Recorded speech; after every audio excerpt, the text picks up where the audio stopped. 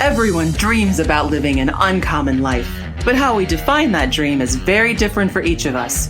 And for most, it's a lifelong pursuit. Welcome to the Uncommon Life Project podcast. We're going to introduce you to people who are living that life or enjoying the journey to get there. We're going to also give you some tools, tricks, and tips for starting or accelerating your own efforts to live an uncommon life, a life worth celebrating and savoring. Please welcome your hosts, Brian Dewhurst and Philip Ramsey. Hello and welcome everybody to another episode of the Uncommon Life Project, where I am your host, Philip Ramsey. And Aaron Kramer. And he is Aaron Kramer. Gotta love it. Thanks for tuning in. We're grateful that you listen. Listen, time is a huge, huge resource that we have. So we don't take it lightly that you have tuned in for another episode. We have an amazing guest for you today. I'm excited about this. I am too. I'm going to do the bio, which we all know that I don't normally do the bio, but I know this guy and I like him. So I'm going to do the bio. If that's okay with you, Aaron? Go for it. All right. So before we get in, if this is the first time tuning in for us, we are advisors that think that you are your best asset. What in the world does that mean? Oh my gosh. So what I would say, if I was just going to do the 30-minute or 30-second elevator speech, please don't do the 30-minute, Philip. Don't do that. But do the 30 Do second. it. I would say that at the end of the day, that you are talented, you are valuable, and your ideas matter to the world and to other people. So how do you use your money, finances, to get you to do something that you love to do every day? And if you did it, if you woke up every day and loved what you did, when would you want to stop doing that? Aaron Kramer. Never. Right. And so then you're not really amassing all this wealth. You're trying to figure out, what is it that I love to do? How can I impact the world in the way God's created me? And this is why we have my friend, Alan Hon, on the show, because he's doing it. Let me give you a quick bio. He's a certified life coach, business optimization consultant, entrepreneur, real estate investor with more than 30 years of experience helping people break the change and holding them back. Welcome to the show, my man, Alan Hon. My man. How's it going, guys? We are doing great. Thanks for tuning in. I can't wait to kind of dive in on your story. But before we do that, one, how did we get connected? Because I love my friend Chris. We got to talk about your wife. Yeah, my wife's awesome. I'll tell you what, you and I got connected through Chris, who is a force to be reckoned with. Talk about somebody who lives every day to its fullest. I mean, she's actually out right now on heading to a campsite that's kind of off grid with her sister who flew down to Florida so they can just enjoy some one-on-one connected time. And that's just the person she is. I mean, everybody that she has a relationship with, she has a deep relationship with, and she lives every day like it's her last. So if you know Chris Hahn at all, you'll know that there is no inch deep. There's a mile deep, inch wide. She loves to go deep. I love that you say that. Thank you, Chris, for marrying a rock star. And thanks for being on the show. Okay, so let's dive into who are you, what are you doing, and a little bit about your background. You know what I'm saying? Mm-hmm. Well, so right now what I'm doing is I'm launched a coaching business where I help people that feel like they have that guttural feeling that they know that they could do more with their lives. Maybe they don't even know what that is, but they just know that the job that they're working, the business that they have, the relationship they have around them, they're just not adding value. They're not. It's just that feeling, that feeling that you sometimes get that. I actually got that feeling when I was running multiple Verizon stores, believe it or not. When I was in retail, I thought, man, I just want to climb this ladder as high as I can get. And one day I woke up and I was running 12 Verizon stores, driving 1,100 miles a week, managing all of these people. And I still just felt like there was more.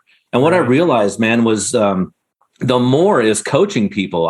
When I was in my 20s, I was a personal trainer and a fitness director. So I ran health clubs and I was helping people that wanted to accomplish something. I was helping them accomplish that. And then when I was in retail, same thing. I had people that wanted to be good salespeople or good store managers, helping them kind of identify where they're at, what's holding you back, how do we get you to move forward.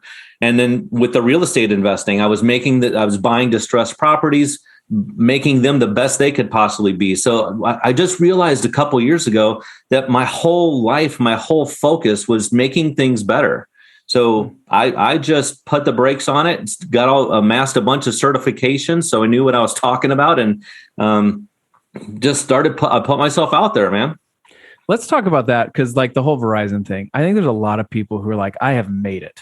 But if you took a step back, what you would find is that you've made it for somebody else.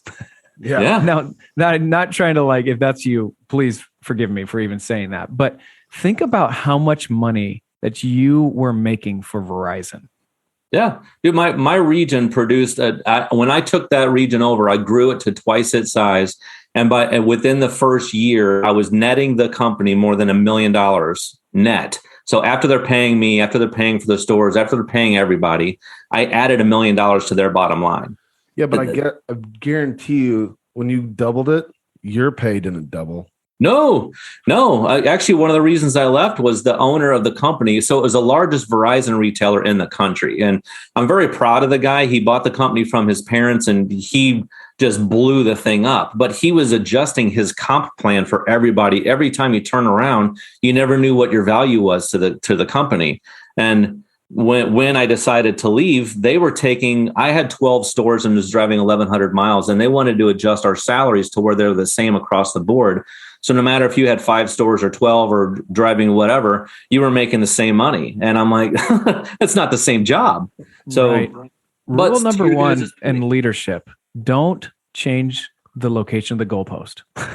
Right. Not ideal for the followers to motivate them and then be like, oh yeah, we're going to do something different. Oh yeah, we're going to do something different. Like not so super motivating. So also going back to the value part, like you didn't know your value. Like that's the whole point of this, like, right? Like that's what you're doing for coaching and helping people is like finding your value. Yeah. And so and just contributing. Yeah, contributing and growing. I mean, those are fundamental things that we all need just to feel good about who we are. What am I doing? Am I growing? Am I contributing? And to your point, Philip, when someone keeps changing the target, that was the hardest part of that job, because in retail, it's a constantly changing goal. So if you're a commissioned salesperson, and especially in retail, you'll understand that every single month it's a new initiative. And what was good last month, you need to elevate. And I'll tell you guys what, I mean, at the end of the day, I could recognize that I knew the vision of the company, and I knew that the what they were doing, what they were pushing was netting them more money. But they're doing it by making us, the managers, slave drivers, just crack that whip, push them harder. And I was also manager for Best Buy for a number of years. And man, I'll tell you, it did not matter if it was your wife's birthday. I don't care that it's your kid's birthday. You need to get into the store. You need to drive these numbers, because if you won't, I'll find somebody who does. Just makes me want to vomit in my mouth. Talk about caring. We wonder why the corporate world just sucks. Yeah, it is a dog eat dog world. And I just don't, like you said, it's just like you're a number. And I can't tell you how genuine and like unmotivating that is. It's like, hey, you're a number. It's just business. Like if you're not going to fill the void, I'm going to have somebody else fill the void. Funny thing, the other day I was talking to somebody. He's like, yeah, like we'll just find us somebody else. And I was like, help me never build a company like that. Like if one of our teammates left, it'll never be the same. I'm going to tell you that right now. Like we'll have to adapt and overcome, but the company will never be the same. Because you're a family. Yeah. Right, because we're a family. And so like you have very unique gifts, whoever's helping us out, that really help strengthen our team at this point. Now, can we get somebody else that has different gifts and we can strengthen? Yes. Do I want to do that? No. And so you're not replaceable. And a lot of people and a lot of companies are building a company who's like, oh, you're replaceable. I want to have everybody on my team know you are not replaceable. We'll never be able to replace you. Well, we'll try, but we'll have to do something, so I think that's really interesting. And I think they get that wrong. Yeah, well, and you are a person. And I'll tell you what, I mean, I'm an award-winning sales manager. When I was with Best Buy, I was going to the trips. I was that guy who was getting my teams to perform at a very high level. But I did it by getting to know them, caring about their day. If someone's dog got hit by a car, I knew it, and I genuinely cared. And so I would say that I was a great leader. People wanted to get behind me, and we are going to go do this together. And we just crushed goal after goal after goal. because I built a team and they knew that they were doing it for me and we were doing it all together. Right. Okay. So you've mentioned Best Buy, you've mentioned Verizon, you mentioned you're a personal trainer, and then real estate. Where'd that come in? Well, so I guess maybe that's the artist in me. I've just, I've always been that person. I could look at an ugly building and be like, that would just look so much better if you just did change this and change that. The first time I did it, I was running, it used to be, it's a closed business now. It was called American Furniture and TVs. It was a big box store, but it was privately owned by a family. And anyway, when I was a manager for them, I bought my first house with $1,500 down, bought it on a lease to own contract. And man, I'll tell you what, it was a $45,000 house, but that was one of the proudest things that I ever did. I bought my own house with my own money. So the guy gave me 6 months to get everything together. And during that time, I did the painting, I pulled the carpet, I did some changes to the house. And by the time it got appraised, it was worth $26,000 more than I needed for the loan. So I'm like, well, hell, I could do that a couple times a year and not have to work in retail anymore because it's long hours. And so I did. I started purchasing houses. I bought one for a bank-owned property for $15,000 that I later sold for $74,000. And I just started buying houses. So here's the thing that I learned, however, about real estate investing is HGTV absolutely glorifies how easy it is. So if I wanted to go in and save all the money, so I learned how to do everything myself. But it took me 6 months to do each house because I was doing everything by myself. So if you're netting $30,000 on a house, that's great. But if you only do 2 of them a year and you're working your butt off to do that, then not going to pay the bills. No. Like in the real estate side though, like get into like, I mean, the money's great in the business side, it's great, but like this will help us lead into like the life coaching too. But the pride that you get out of like being like, look at that and like fix it up, to see it. And like, I know just for us is like women get this too, but men, like the project, like I know like my family owns a bridge building company. One summer, I worked for them one summer and we built a bridge. And every time I drive underneath that bridge, I'm like, look what I did. I helped do that. So like, oh, absolutely. Yeah. For you to be able to like look at it and just be like, like I took the time, like I did this. This is what I accomplished. Like there's a lot into that for the real estate side.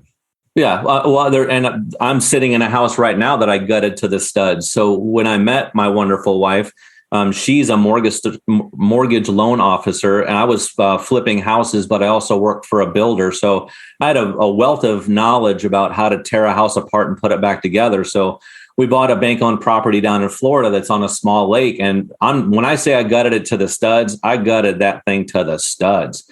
And my wonderful wife, I love her to death. She came up with this great idea to rip out the ceilings. So it went from a project where we were just going to put a new kitchen in it and change some walls around to make an Airbnb suite to let's rip these ceilings out. That would look wonderful. Sounds about like Chris. He's so good. Because for her, it's like, just rip out the ceiling. Yeah.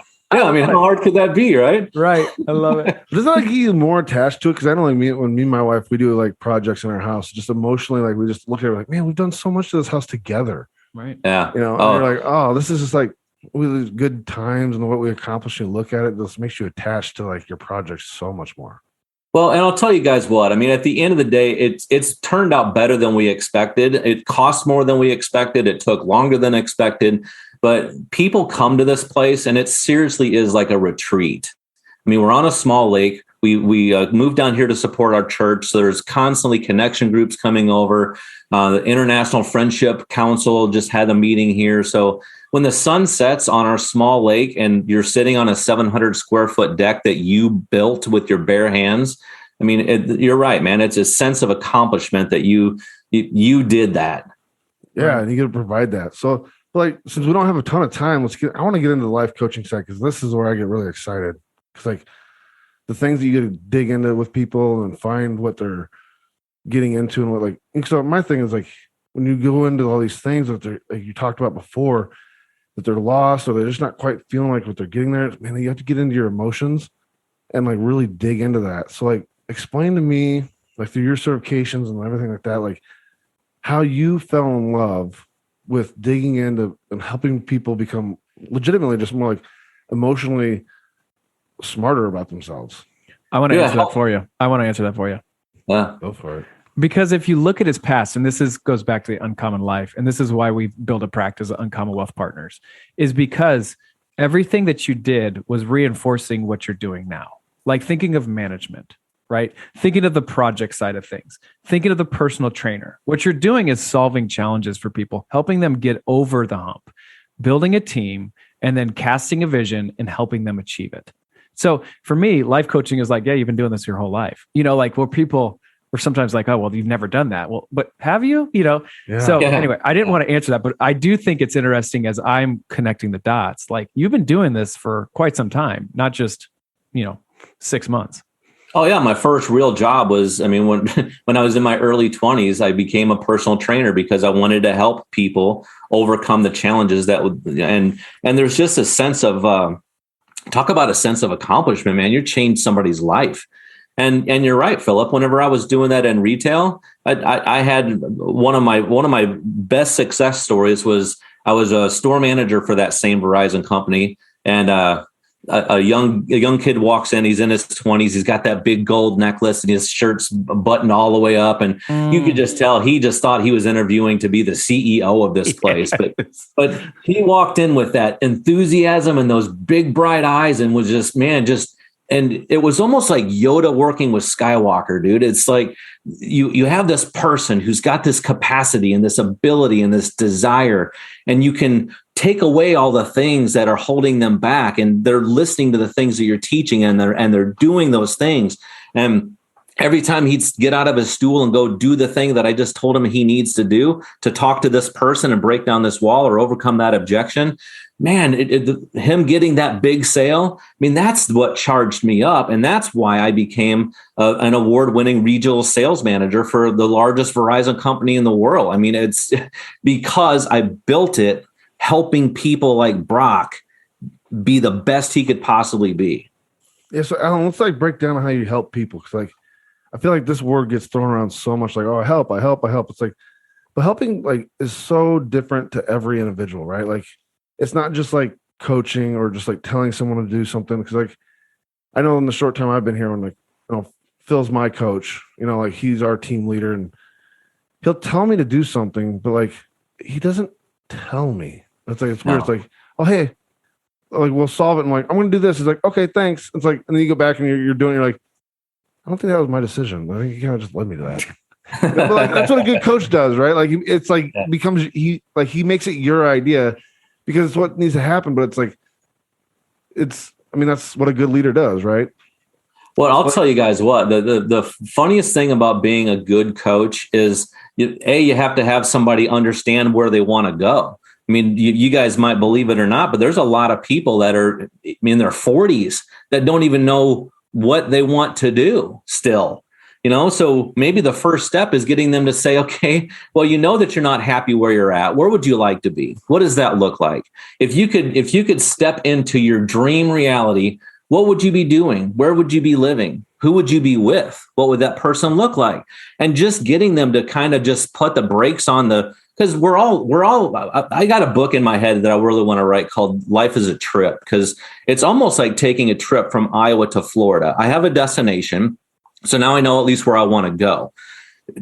I can get there through a car. I can get there on a plane. So based on my resources, I can get there faster or not. And there's going to be challenges with all of those. If I'm going to drive my car, I got to have is the car, is it healthy enough to make that trip? I'm going to need gas. I'm going to need resources. So anyway, but you got to plan your life like you're going down this highway. And sometimes you might be on the wrong road because it doesn't feel right. And I got to turn right if I want to get to the destination I want to get to. So, or there's a detour. Or you get a flat tire. Yeah. Boy, yeah.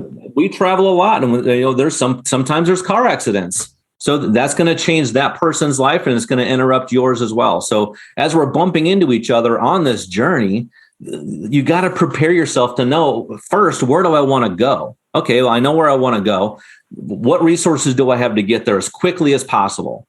evaluate that. So to answer your question, the first step, honestly, is getting someone to understand they are one place and they want to be another. Tell me what that looks like. Yeah. How do you get into like, so I want to know like how you handle the roadblocks, right? Like, so I know we find that in our world, like someone's like, I want to open a business. I want to do these things. Cool. You have $100,000 in credit card debt and like a bunch of leases. Like, I mean, you're up to your eyeballs and you can't manage your money, but you want to open up a business.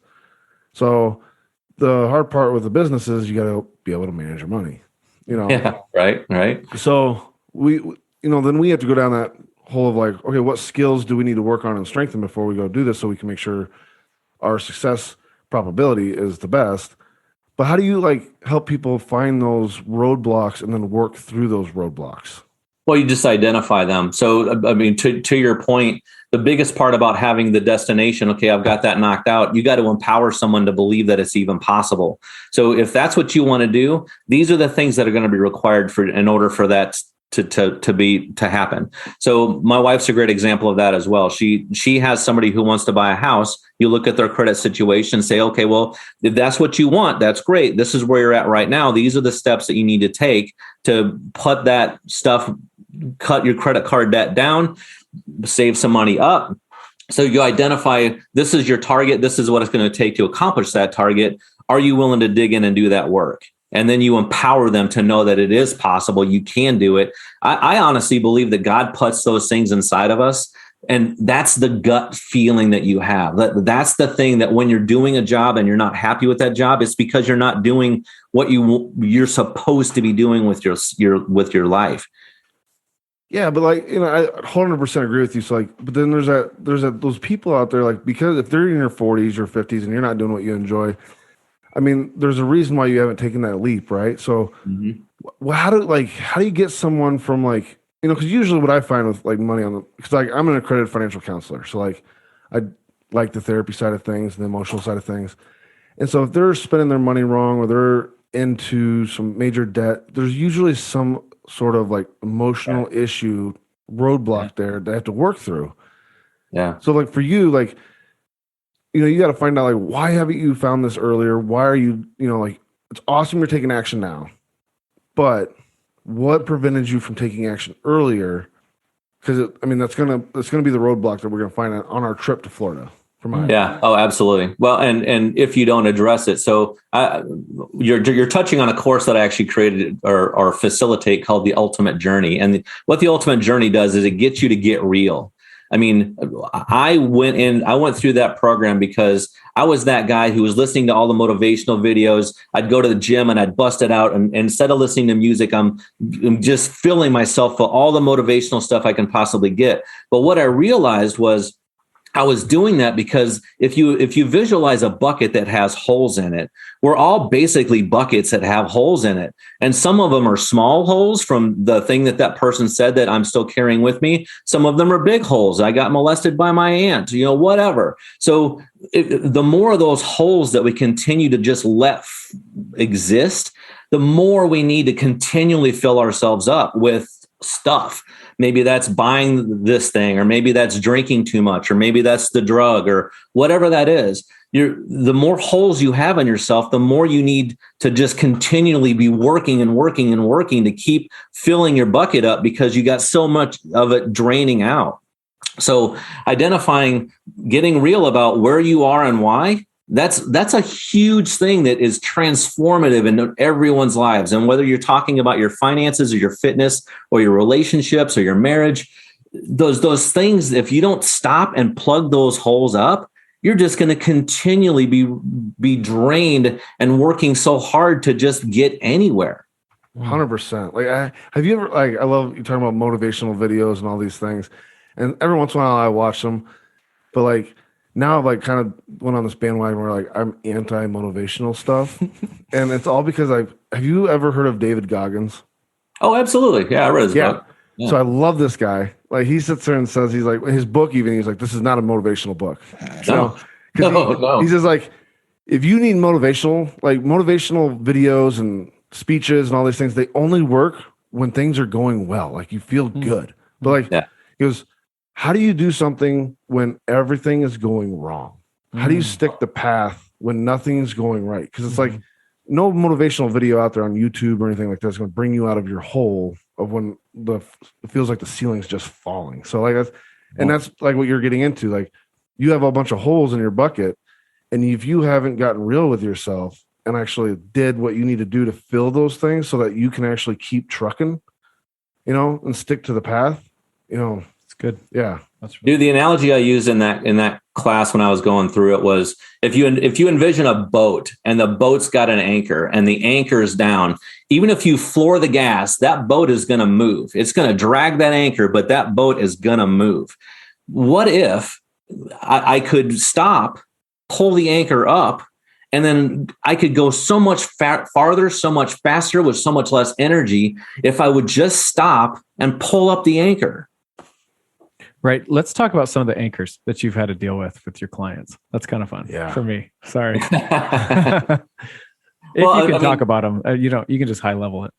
Oh yeah. Well, I mean, some of the biggest ones are you like to talk about the successes, right? I mean, the Brocks of the world, who you're able to work with and overcome, and he becomes the best version of himself. And I still talk with him and still see him living the life of his dreams. I mean, he's with he's married to the woman of his dreams. He's doing the job of his dreams.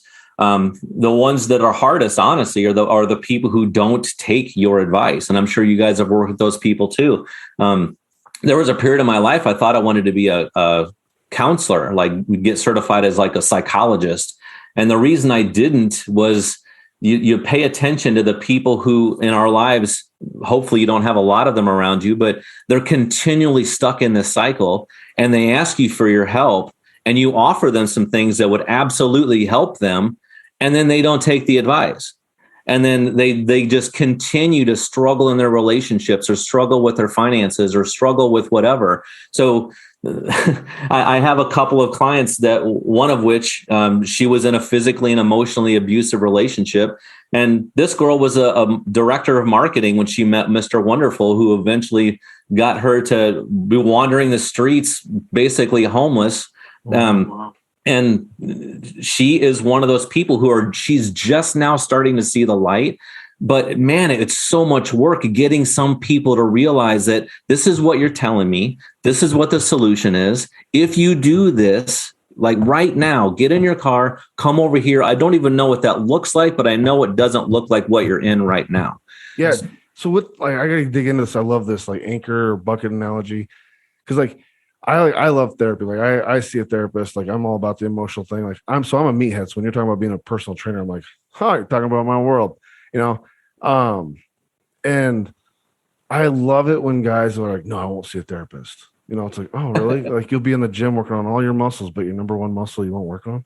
Right. So like, you're a big wiener to me, but like, but anyways, so when you're coming across these people and like, you're talking about these hard situations, like, what do you do? Like, and how do you help someone process when they have some major trauma that like kind of is out of your realm? Like, like they have some major therapy that needs to be done, like trauma that like you mentioned, like being molested by your aunt or something like that. Like, what do you do for your client then? When do you pass them off? Maybe is the question. Yeah. Or do you pass them off? Right. Well, when you know that you're in over your head for sure. Like, the young lady I was talking to you about, I actually got some counseling in order for me to try to help her because she was actually a former employee of mine when I ran the Verizon stores and connected years later. And I found out her story and I was trying to help her, man. I was trying to help her and I just could not understand. So my mom was severely physically and mentally abused for most of her life. She left her abuser one time and he tracked her down and he said, you ever do that again, I will kill those kids and I will kill you too.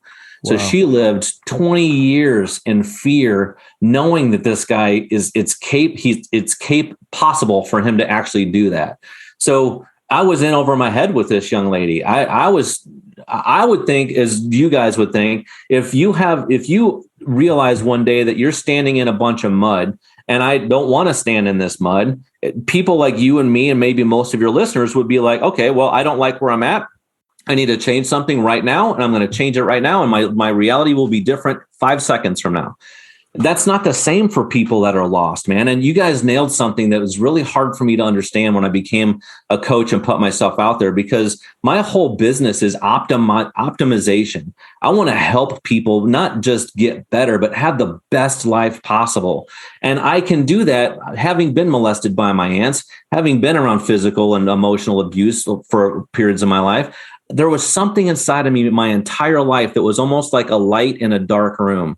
There's just that light. And I just always knew that it was possible, and I could leave that stuff behind me and just get educated on how I can be the best version of myself and just do it.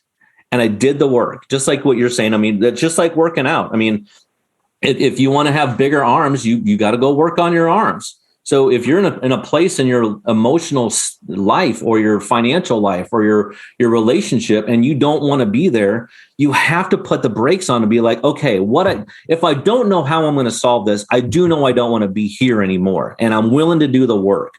Maybe I can go find somebody who can help me get there faster. That's good. And as we were younger, we always valued coaches.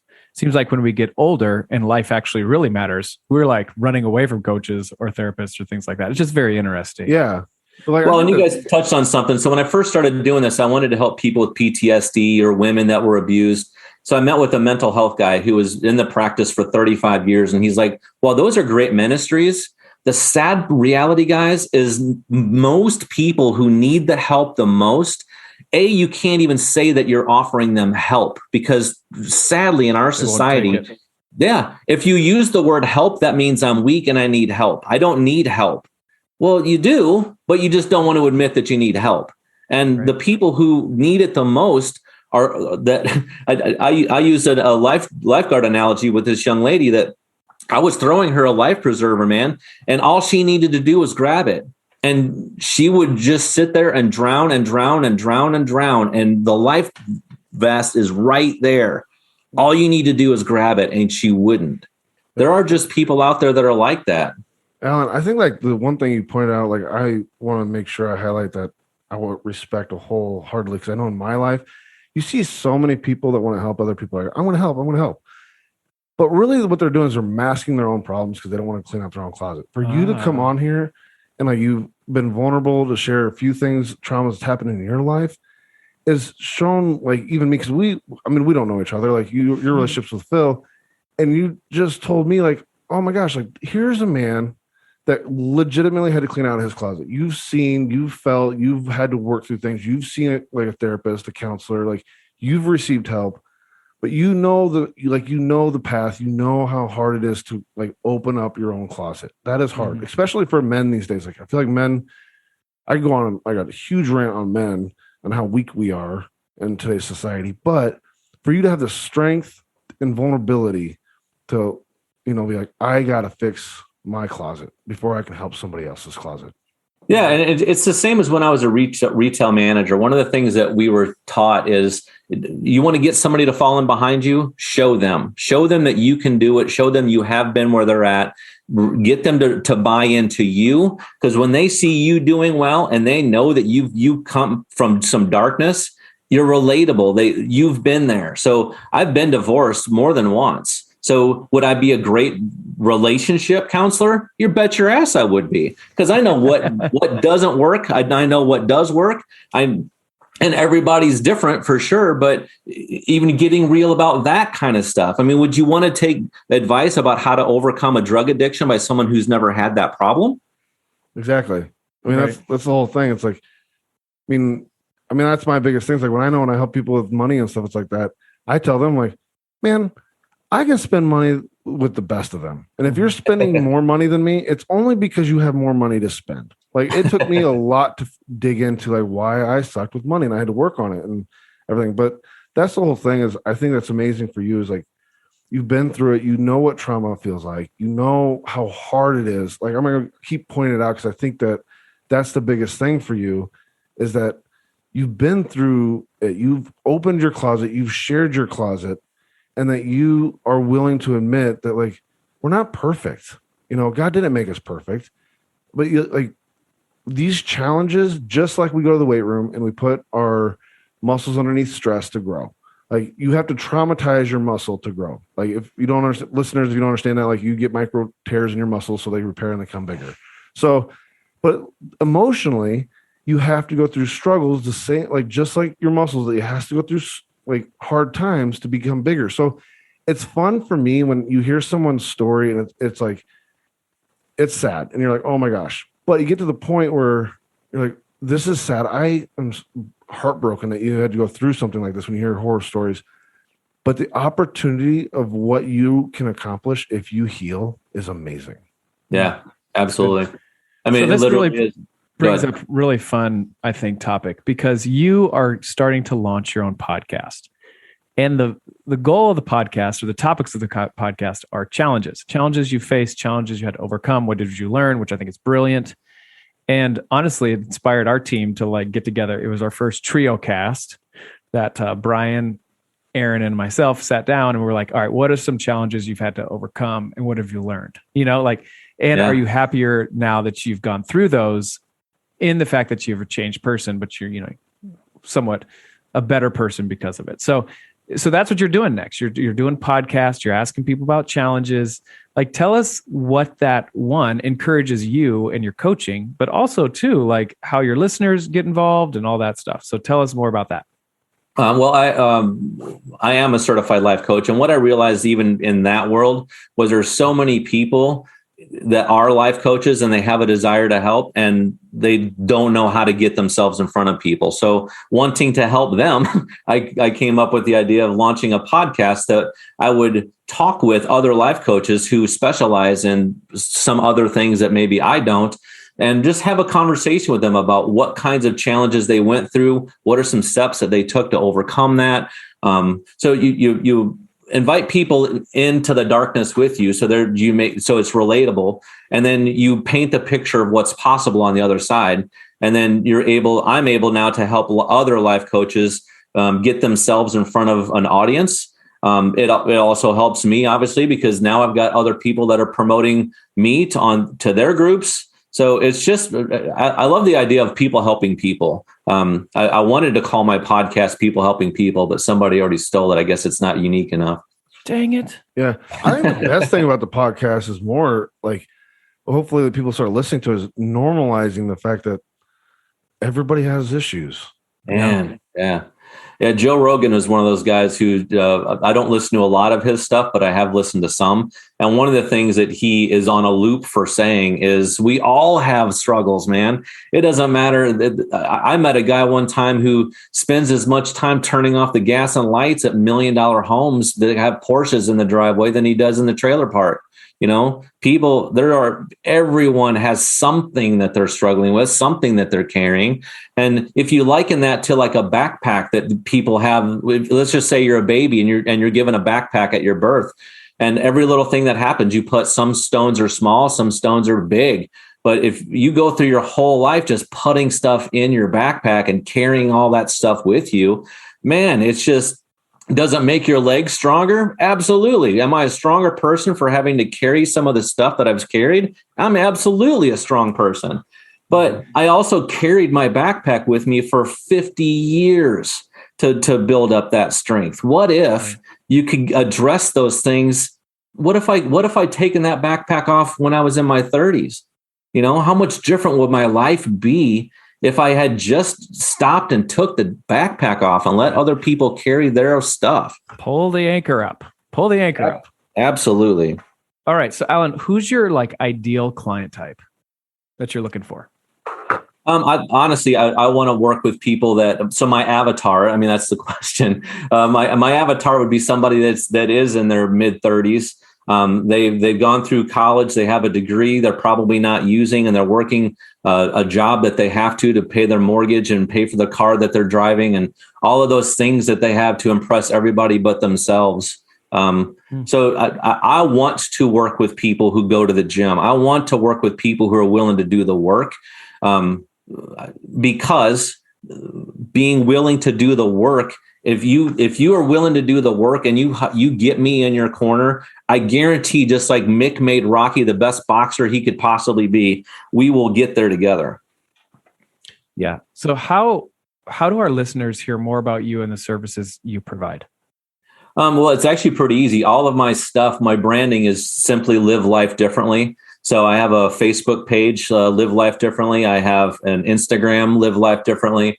My website is livelifedifferently.dev. So it's a development site. I chose that specifically because I want people to realize that even when I was doing real estate, my company was called Redevelopment.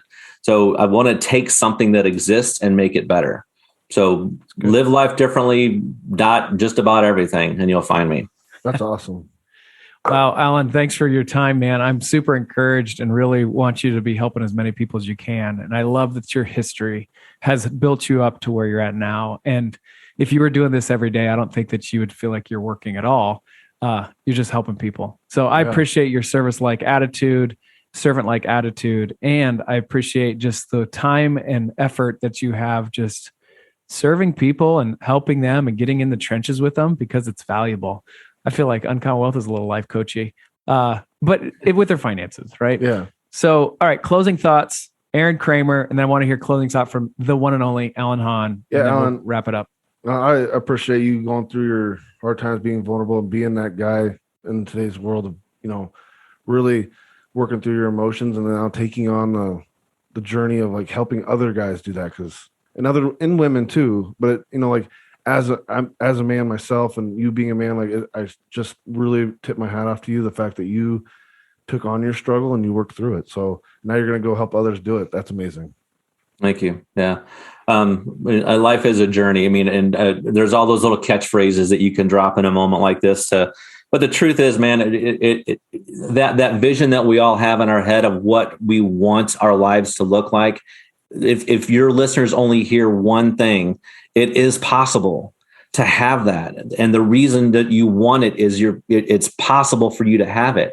So if it's something you want and you're willing to do the work, reach out to somebody, whether that's me or somebody else, man. Reach out to somebody and make your life everything you can possibly make it. Be the best version of yourself. I love that. Yeah. Listen, you've been listening to the Uncommon Life Project. I've been your host, Philip Ramsey. And Aaron Kramer. Thanks for tuning in. And thank you, Alan. Keep doing what you're doing. And until next time, go be uncommon. That's all for this episode of the Uncommon Life Project, brought to you by Uncommon Wealth Partners. Be sure to visit uncommonwealth.com to learn more about our services. Don't miss an episode as we introduce you to inspiring people who are actively pursuing an uncommon life.